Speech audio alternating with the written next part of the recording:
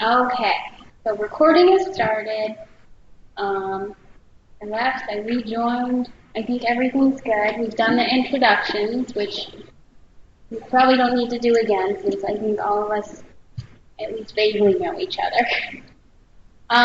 So I will start with some Clover 2018 statistics because I think they're exciting. I don't know about everyone else. So in 2018, through the system, it's the first full calendar year that we've had. There was a total of 59,352 requests made. And then I narrowed it to those that were filled or in process currently. So it's excluding any that expired or are in retry or unfilled. And we had 51,866. So that's that many that were supplied, were marked as complete. The number is going to be slightly off because there are some that end up in expires but still get sent. So I'm feeling that that number is never going to be completely 100% accurate, but that's still higher than previous years. So it was a really good year for interlibrary loan. And that includes books, articles, a couple theses, videos and DVDs, audiobooks, then there's musical recordings, musical scores, maps, and kits. So lots of awesome things went through this year.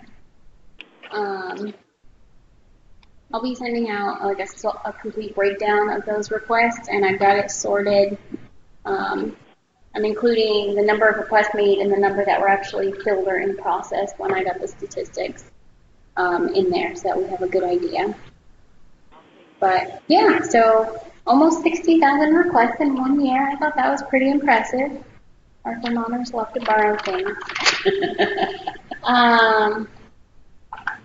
That was the big thing that I had for this meeting. And other than that, if anyone has questions about the statistics, I can answer them.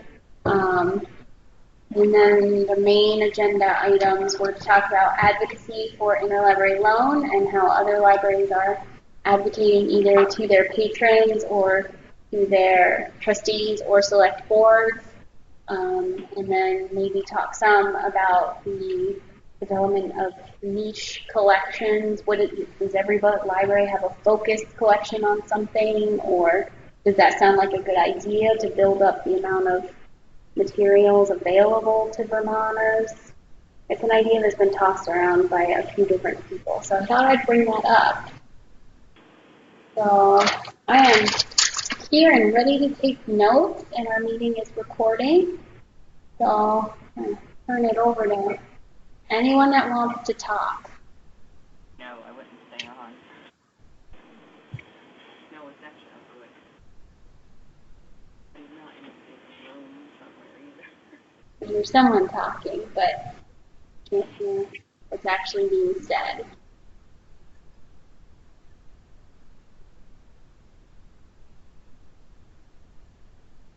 Everybody's very quiet today.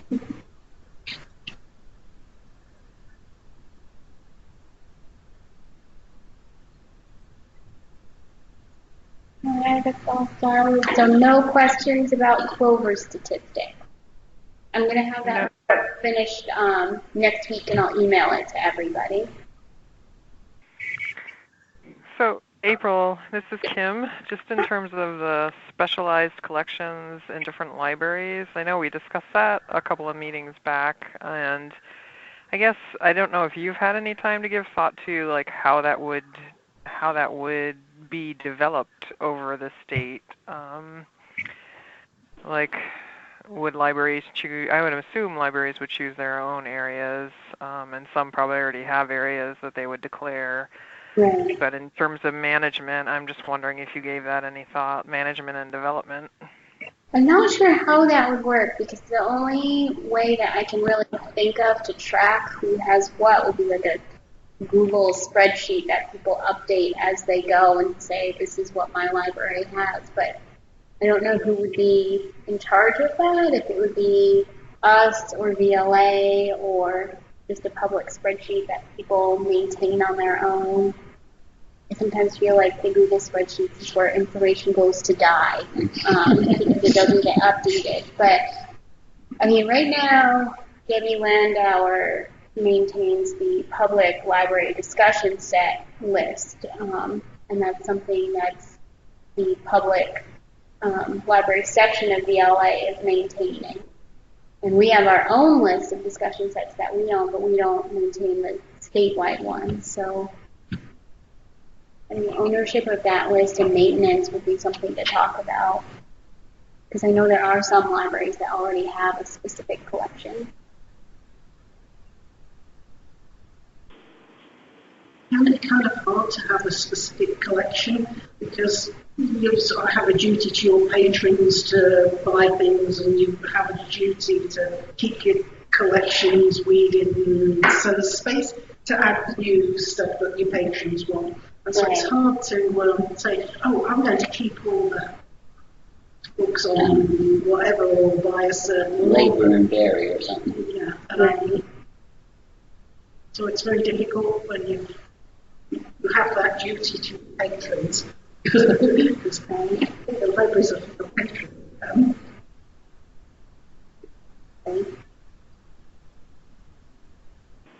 This is Jess at the South Burlington Library.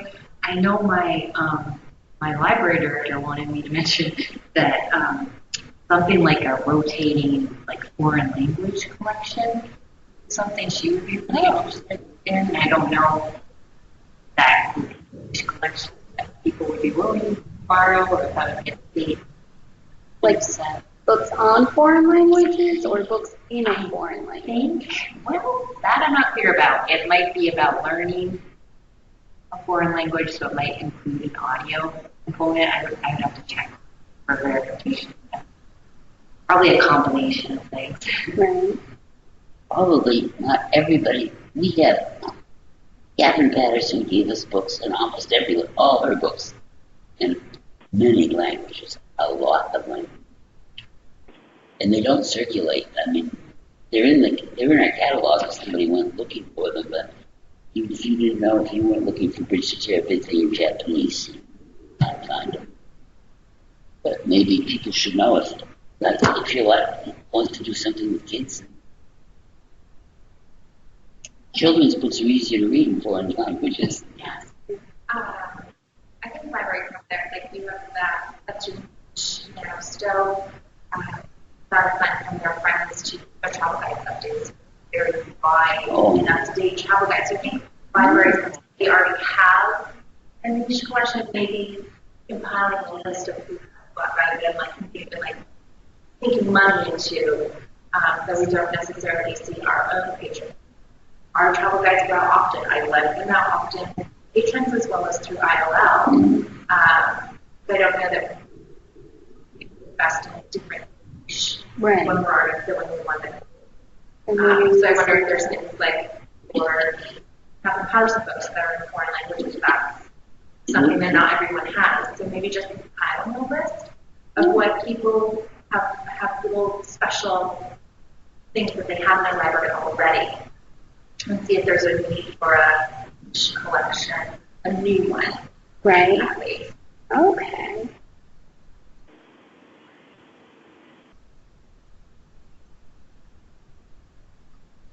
And I would be happy to send out an email on the ILL listserv asking for any of that information for pre-existing collections. But maybe that things exist in, I mean, Clover dumps a lot of information out, so maybe we just need to find a way to keep track of who has what.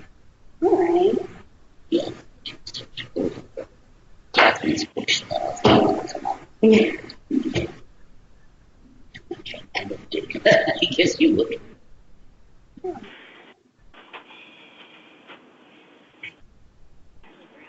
Okay. Anyone else have any other feedback about niche collections? I know right now we have Vermont history and Vermont writers, and then a huge amount of discussion books for ours, and those are probably the ones that are going to have the most growth as well. and our library science collection. There are a list of the discussion books. There is on our website. You can send it out.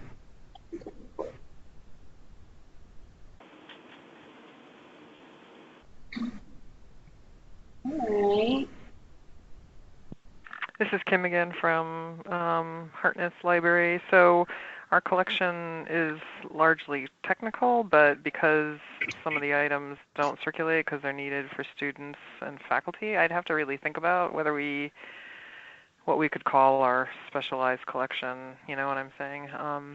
You still But I have would be the interested in. sci collection? Huh? You still have the giant science fiction collection?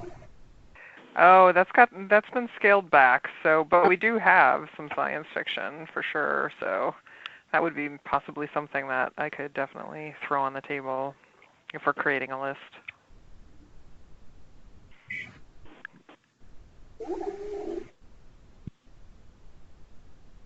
Yeah.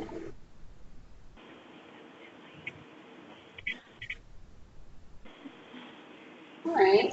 Does anyone else have any either collections that they think would fit this or suggestions for the whole process? Chat box. I was trying to look at the books that we lent out to try and figure out what we were being requested. And they're all over the shop. So it wasn't any help to me at all. All right. All right. Well, we can start with, I'll send out the email asking for any information on either collections that libraries have that circulate a lot through interlibrary loan or with their patrons, any specific collections that your library seems to be building. We had big graphic novels. We used to have a bunch of 4 or 5 sets, and we used to have some of them are old, but we still get quite a lot of them. Adult or No, most YAs. YAs. But now Ian's got a bunch of kids ones too. We have an awful lot of quilting books. Oh yes, wonderful. And knitting. And that's something we don't, like 1 or 2 wasn't functioning in our library, but cookbooks. We can't shelf. We have quite a few cookbooks as well. Yeah. And also Necky is in Clover. I think they're on holiday right now, or they will be soon for months. But the Necky catalog is in there, and I think they have a ton of cookbooks. So.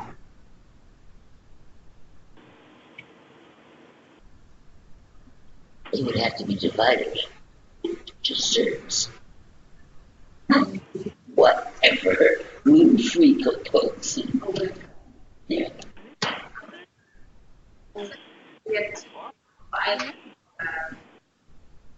don't know, conference for this summer and in New Hampshire.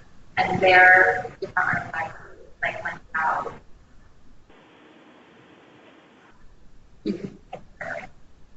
other robotics or whatnot, and that seems really cool that you can try it out for each state. Each portion of your budget, like that. I know something similar was being looked at here. I just don't know where in the process it is. Okay. But I can check on that. It just would be nice. I mean, I think that there's, I don't know, I think that there's interest in it, but that's a lot of money to buy a 3D printer and materials and supplies and learn how to use it. To have 2 kids in the future.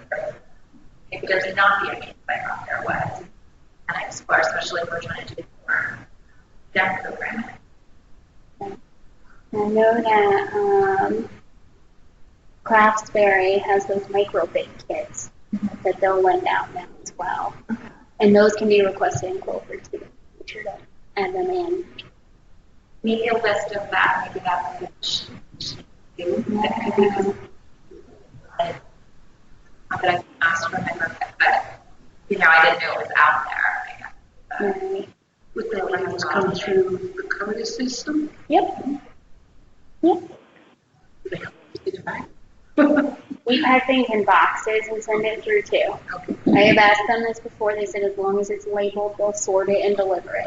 Well, as long as it's labeled and fits in the bin. It just has to fit in the bin. Yes, the bin is the limit. Okay.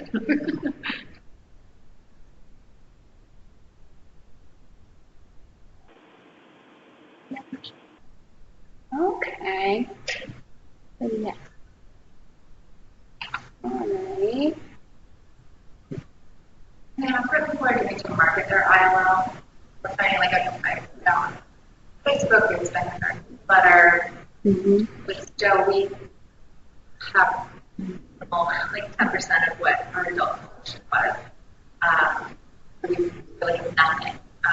I've been ordering it, trying to get the word out, but it seems like most people are listening, oh, you want that? I can get it for you. Let me ILL it. I'm like, oh, you can do that. So I don't know where else, like what else people are doing to get the word out, other than by word of mouth. Or any ideas or any thoughts that I could. I'm doing the same things. I have a handout that goes to state employees when we give them cards. I go to their workplaces and show them different things for resources, and then we put it in our newsletter sometimes. But all the same things.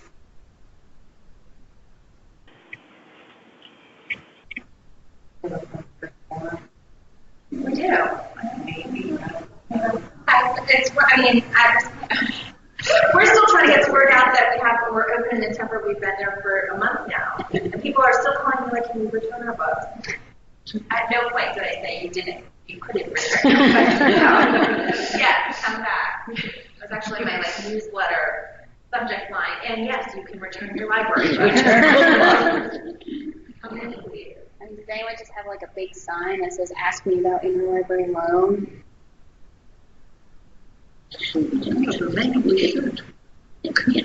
I know some people, because they can't get on the courier and they have a limited postage budget, don't advertise it as heavily, but for those that... We've actually been growing our stuff. We've been to courier. We used to have a limit of how many books we did 1 to 2. But now, I don't feel good limited. We don't have a collection for our patrons. Everyone in library has been really generous, so thank you. And a big uptick in what we're saying the book group thing. Really quick. One title from an individual library. The library's in the book, but it's to be able to put out there. One, and a courier makes it so much easier than the Oh, it saves a lot of staff time. A lot of time. I know. I'd love to be able to grow that. I'm working with the vendor, but it's slow going, but it's going.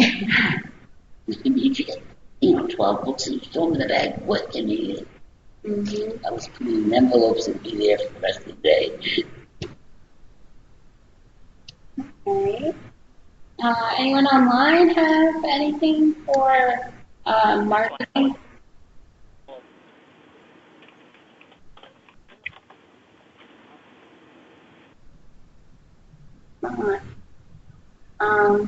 For me, I think the biggest thing is tell people they can interlibrary loan it, and they don't always know what that means, or they think if it's not in Vermont, I can't get it. Usually when I talk to state employees, I say, oh, we have interlibrary loan, and I say, what is that? I said, we work with libraries in state and across the country, and we can get you pretty much anything you need. Just sometimes it takes a little longer, and they get really excited. Yes.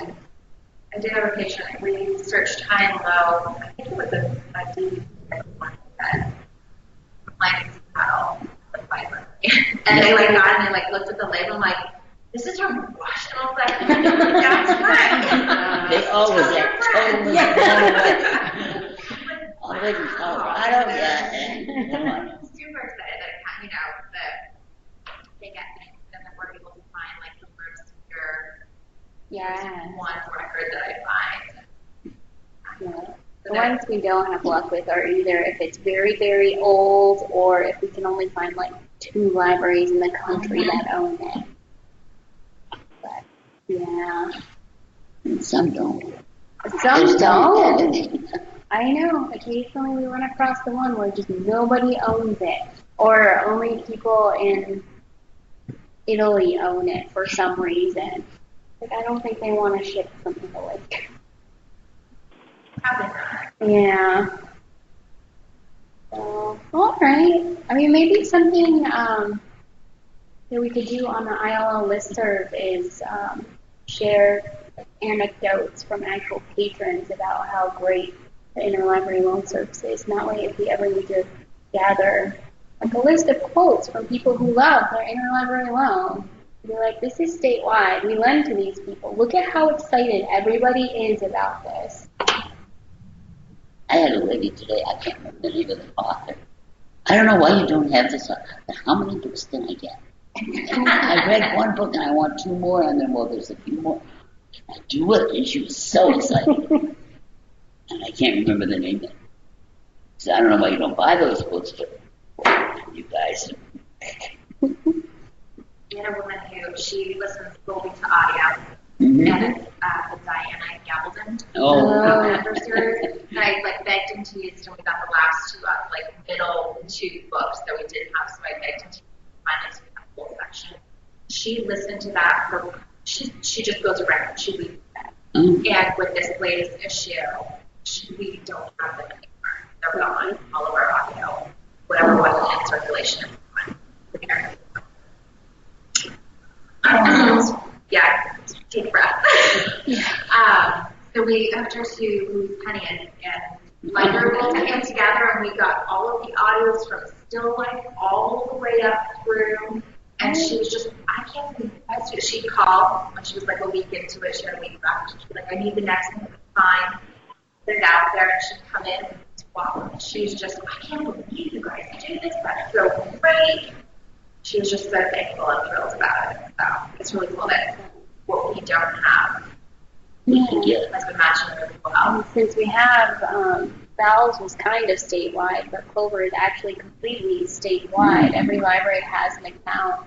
Not every library is linked in. I'm still working on some of the school libraries, but every public library that is automated is linked in. And so I feel like gathering quotes is a great thing to share, that people can bring money for a courier, or you need money for the library. Say, even when we can't buy it, this is a service. Look at how happy everybody in Vermont is. Right. All right. Just make it a little easier for finding the articles, so the items, so you don't have duplicate records everywhere. It'd be perfect. Yes. Yeah. Just since we're talking about Clover, there is an update to Clover that is supposed to happen in March. Last time they told me it was supposed to happen in August, and now it's March. But in theory, I've seen previews of it. Workflows and the buttons you use are not changing. It's just going to have a nicer, more modern appearance, and they're revamping the searching and the combining of records, so it's more efficient and better. I think it's not going to be as great as we want it, but it's going to be better than what it is now. I just have to say, I searched for something, and the title kind of pre-filled. It was blah, blah, blah, a novel. And I was like, okay, perfect. So I clicked that, and there was like 2. How is this not? So I took off a novel, and I got like 57. I was like, okay. Because we're supposed, as a Google library, we're supposed to look for and ask Google libraries first. Right. Before the preference. But she's like, how does no local library have this? Like, we had it, it's just not on the shelf.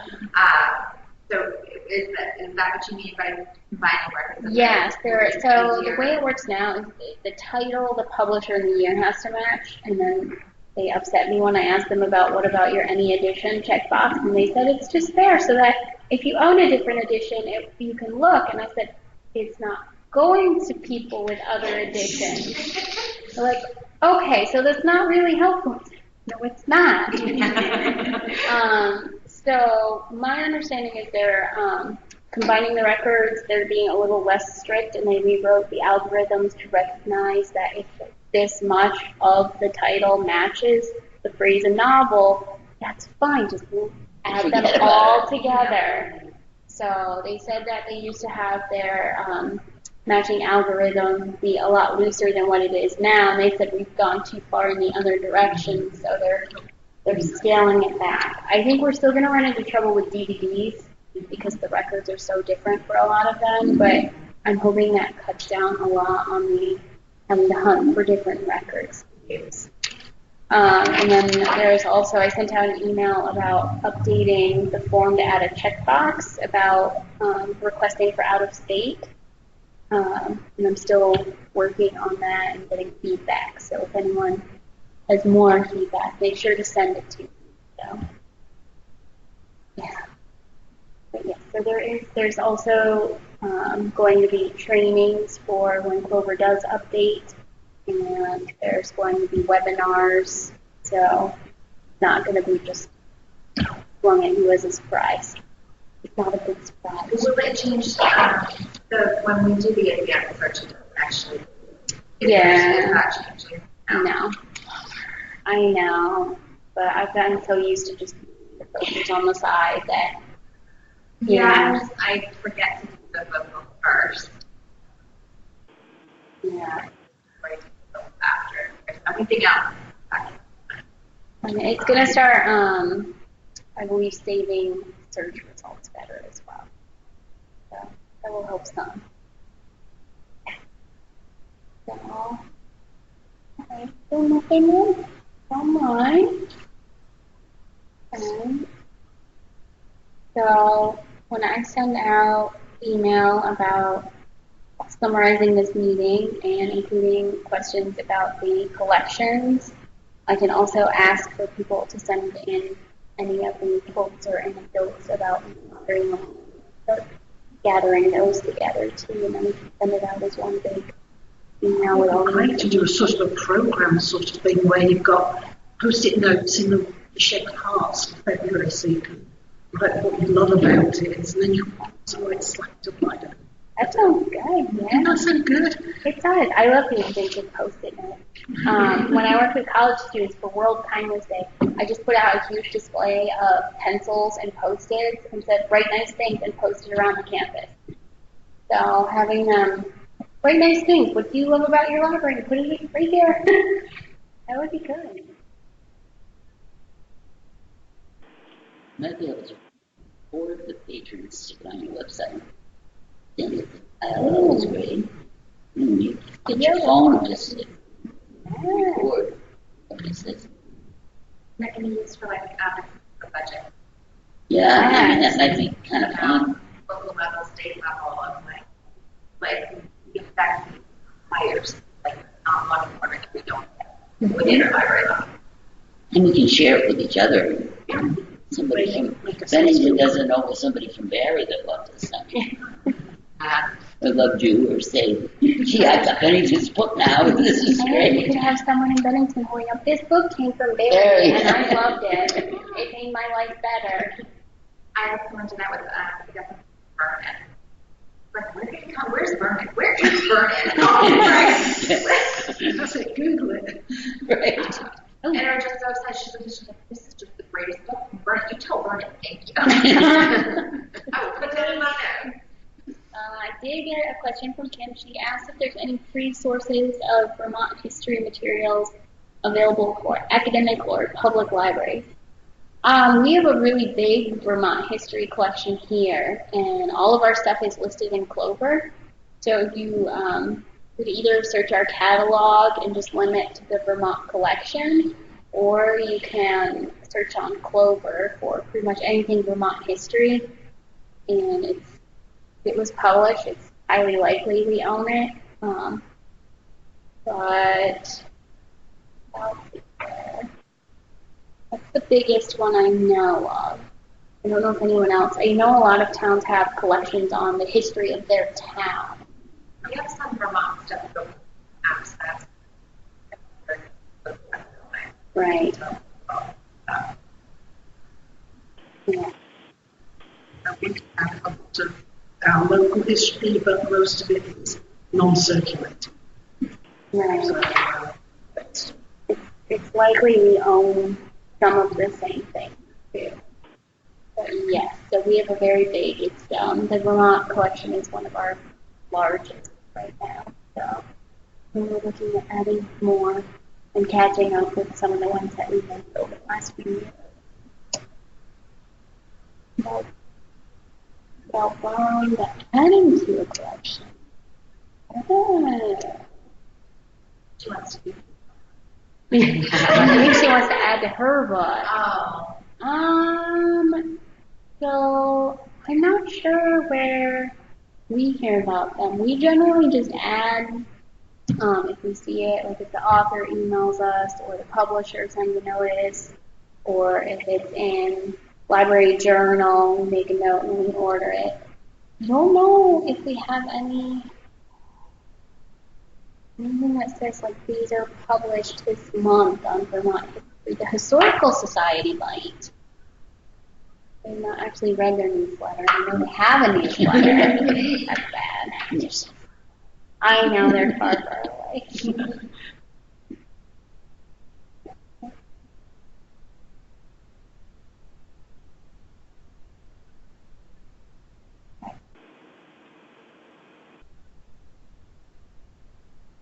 I mean, I know in Bennington we have a local historical society, and when they have something to do with a new publication, they tell us about it. Sometimes nice, but you know, not always. Yeah, I would check the Historical Society, but also sometimes I just go on Amazon and type in Vermont history and limit to what's published in the last year or so. Right. Or WorldCat. WorldCat would be the same thing.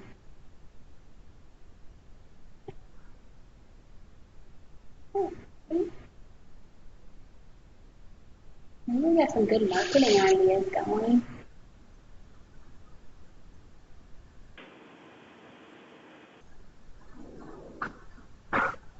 Is there anything else anyone wants to talk about or bring up? For the housekeeping. And I, the only reason I bring it up is because I'm totally, and I figured it out by looking at my own. Is making sure that when things are returned to you, that you check them back in, that you do check in, and then that completes the cycle. I found things from like April of last year that, God, do we still have those out? And then I panicked that it was on my desk. It's just gone. So I made those phone calls. Like, do you by chance have them on your shelf? I'm like, oh yeah, I came back.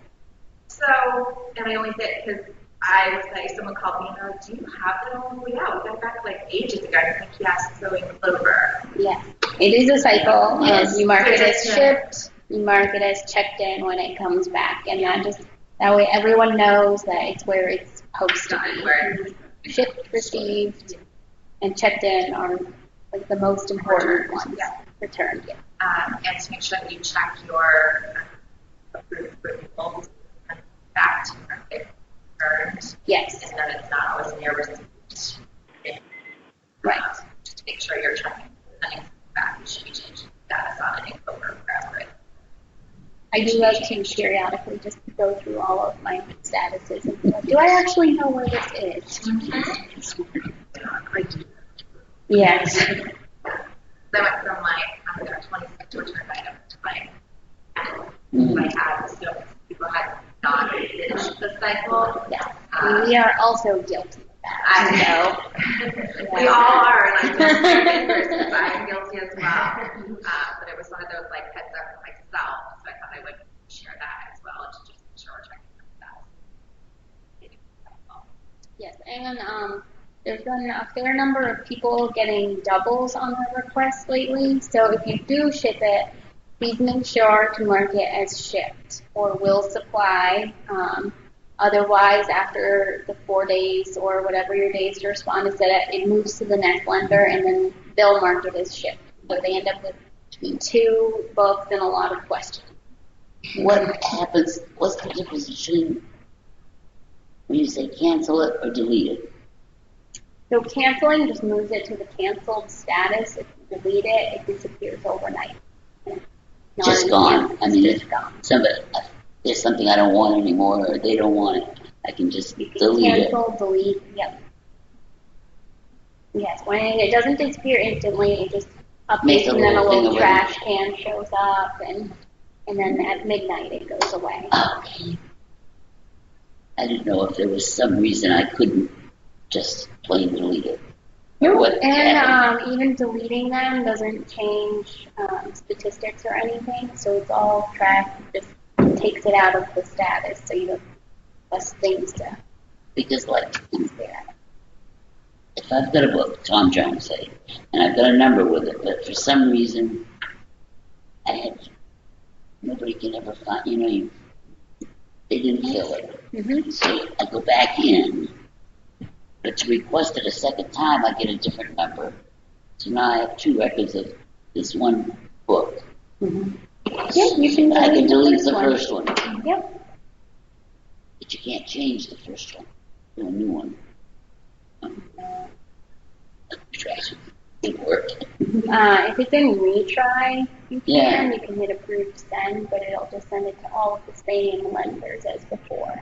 Yeah, but then there's that place where you want to retry, so you got to find another person to ask. Unfilled, I think it says you have to find somebody else. But So retry, then I end it'll up rebuild with the same. Yeah. to go to another one, I've got to have a new record. Yep. I was wondering sometimes if you make a request, it could be for a really common book that lots of libraries might have, but it somehow goes through the cycle and it doesn't get filled, even though it's in places, and then there might be a little note from Linda saying available in date. Try another record. Is it just because it's different? So I should try it. I would different. try a completely different record. Sometimes it's that issue where it's not combining enough of the records because there's some that say a novel, some that don't, some that include the author in the title field. And, so the update might pick some of yeah. that. Gotcha. Gotcha. Good. Okay. And so, yes, to choose a different record message is probably the most annoying one to get. I get frustrated with that. I did ask them, and they didn't want to. Yeah. And so sometimes when people are like, why am I not getting it? And then I dig through the request history and see what happened to it. And then sometimes,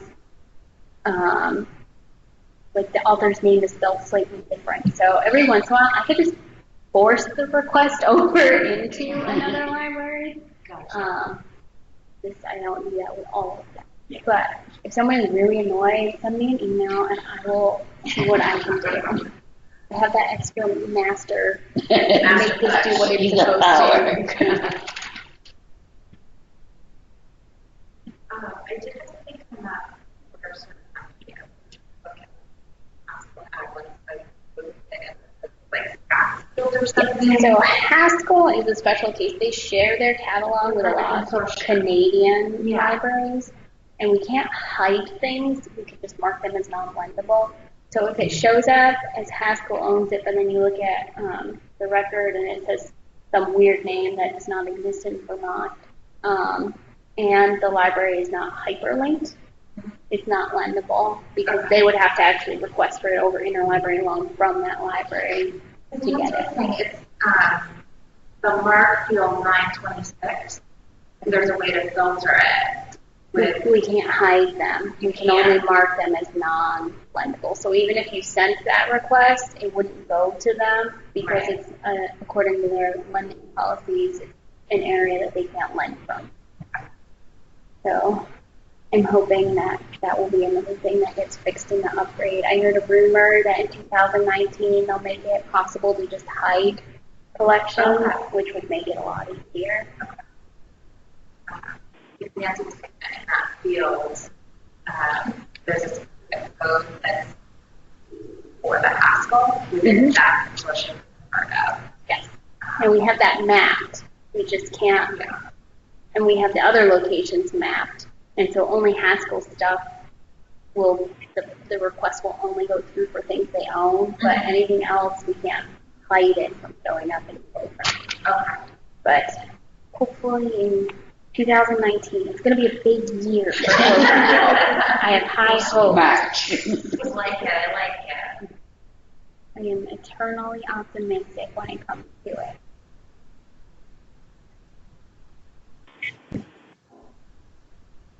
Maybe even spring will come. Oh, spring will be. All right. Does anyone else have anything?